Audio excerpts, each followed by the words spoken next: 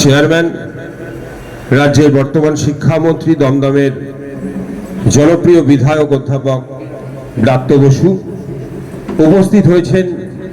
আমাদের এই দক্ষিণ দমদম শহর তৃণমূল কংগ্রেস দমদম বিধানসভা কেন্দ্রের অন্তর্গত 1 থেকে 17 নম্বর ওয়ার্ডের সকল পৌর প্রতিনিধিবৃন্দ এবং অবজারভার বৃন্দ। আমি বক্তব্য আমরা দীর্ঘায়িত করার কোনো ইচ্ছা বা অবকাশ নেই। আপনারা ইতিমধ্যেই আমাদের প্রিয় বিধায়কের যে শুভেচ্ছা, ভালোবাসা, প্রত্যেকটি বিএলও 2 আপনারা ইতিমধ্যেই আপনাদের পৌর প্রতিনিধির মারফত আপনারা নিজ নিজ অঞ্চলে নিজ নিজ ওয়ার্ডে পেয়ে গিয়েছেন। আমি শুধু এইটুকু বলতে পারি যে যা বলার আপনাদের বিধায়ক চেয়ারম্যানই বলবেন, কিন্তু আপনারা যে অনলস পরিশ্রমটা করেছেন কোনো প্রশংসাই আপনাদের জন্য যথেষ্ট নয়।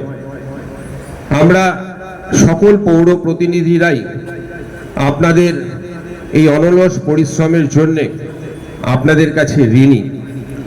আপনাদের এই পরিশ্রম আমরা সকলে মিলে আগামী বিধানসভা নির্বাচনে আমাদের প্রিয় মানুষ অধ্যাপক ব্রাত্য বসুর জন্যে আমরা এই পরিশ্রমকে পাথেয় করে আমরা বিপুল ভোটে ওনাকে আবার জয়ী করব, এটুকু শুধু সময়ের অপেক্ষা।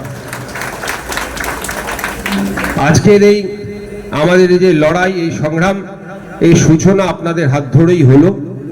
আমরা আগামী দিন এই সূচনাকে ধরে নিয়ে আমরা কিন্তু 2026-এর নির্বাচনে সকলে মিলে একসাথে ঝাঁপিয়ে পড়ব।